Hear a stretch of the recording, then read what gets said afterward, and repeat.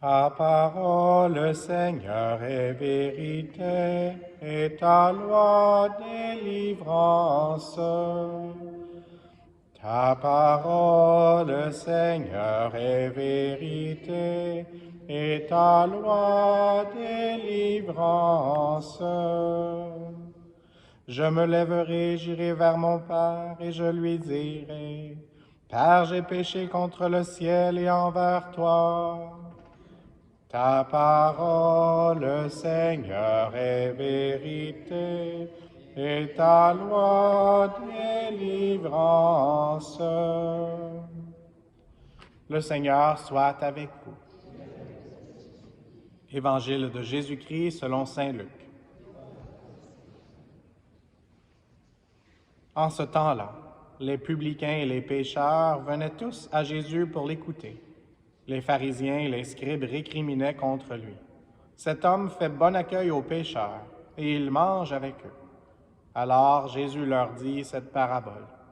Un homme avait 2 fils. Le plus jeune dit à son père, « Père, donne-moi la part de fortune qui me revient. » Et le père leur partagea ses biens. Peu de jours après, le plus jeune rassembla tout ce qu'il avait et partit pour un pays lointain où il dilapida sa fortune en menant une vie de désordre. Il avait tout dépensé, quand une grande famine survint dans ce pays, et il commença à se trouver dans le besoin. Il alla s'engager auprès d'un habitant de ce pays, qui l'envoya dans ses champs garder les porcs.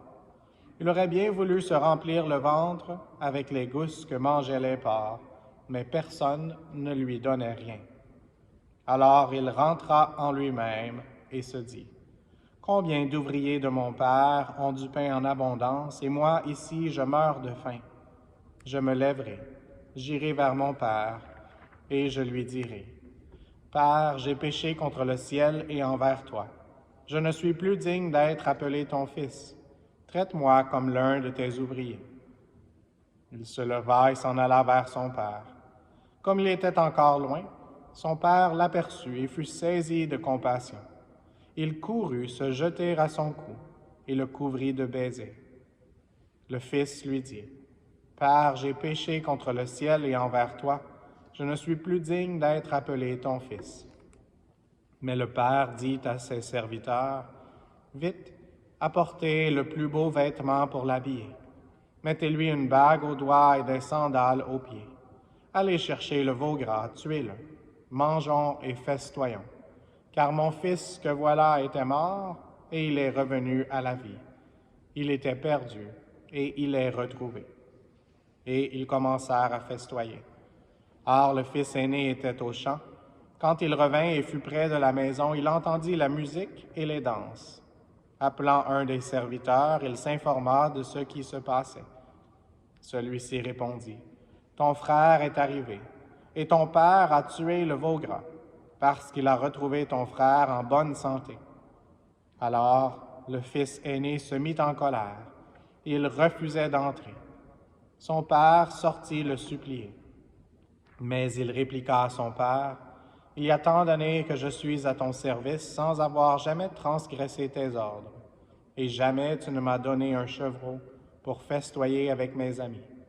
Mais quand ton fils que voilà est revenu, après avoir dévoré ton bien avec des prostituées, tu as fait tuer pour lui le veau gras. » Le père répondit, « Toi, mon enfant, tu es toujours avec moi, et tout ce qui est à moi est à toi. Il fallait festoyer et se réjouir, car ton frère que voilà était mort, et il est revenu à la vie. Il était perdu, et il est retrouvé. » Acclamons la parole de Dieu.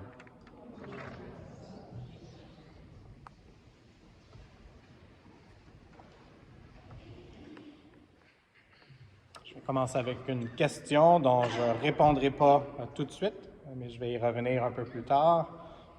Combien de personnes ici savent ce qu'est une houlette? On a entendu parler de la houlette aujourd'hui. Et maintenant, moi, je le sais, mais ce matin, avant de me préparer, je ne le savais pas.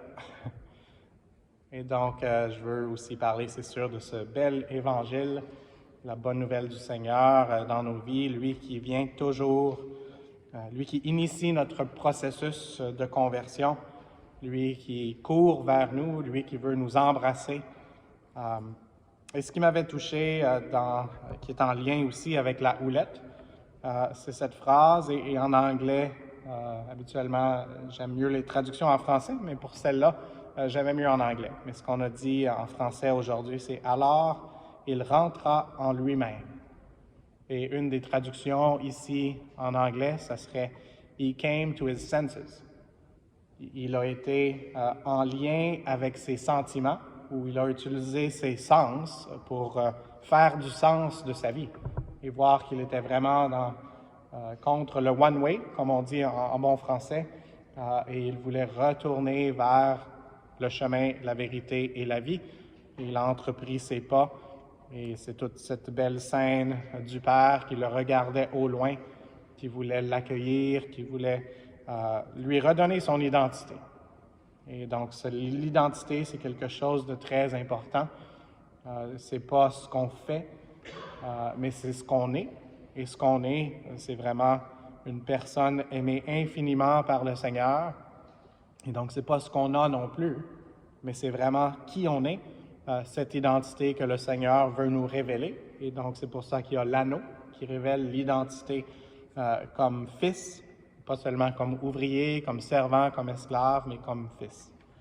Et donc, demandons au Seigneur aujourd'hui de nous aider d'une façon spéciale, aussi à revenir à nos sens, à pouvoir, nos sens spirituels, à pouvoir vraiment être attentifs à ce que le Seigneur fait, à avoir, comme on dirait dans l'Écriture, et c'est une expression peut-être un peu difficile à comprendre, mais souvent on parle que la sagesse, ou une des étapes principales de la sagesse, c'est la crainte du Seigneur.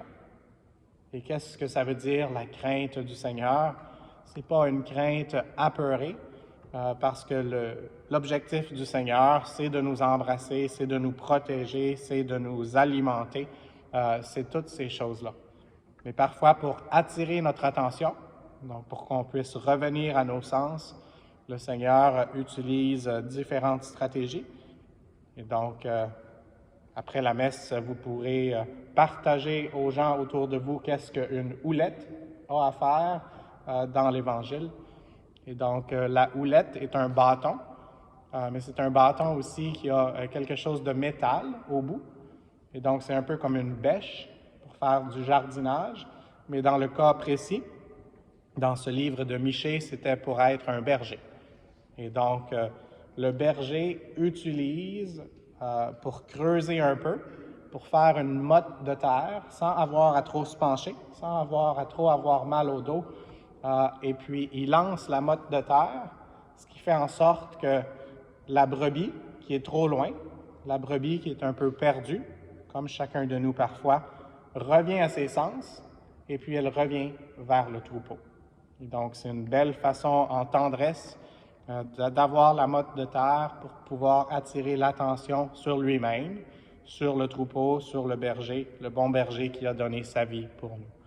Donc, demandons au Seigneur aujourd'hui, par l'Esprit Saint et avec la Sainte Vierge. On est un samedi, donc le premier samedi du mois. Il y a plusieurs personnes qui ont une dévotion spéciale au cœur immaculé de Marie pour que nos cœurs puissent être réunis avec le Sacré-Cœur de Jésus et que le Seigneur puisse guérir nos cœurs alors qu'il veut attirer notre attention. Et dans quelques instants, nous l'aurons, lui, vraiment présent dans son corps et son sang, sa divinité et son humanité. Il reconnaît notre humanité faible, et c'est pour ça qu'il a voulu donner sa vie pour nous, comme le bon berger. Donc, demandons au Seigneur de nous aider à porter toute notre attention sur lui pour qu'on puisse vraiment l'adorer en esprit et en vérité. Amen.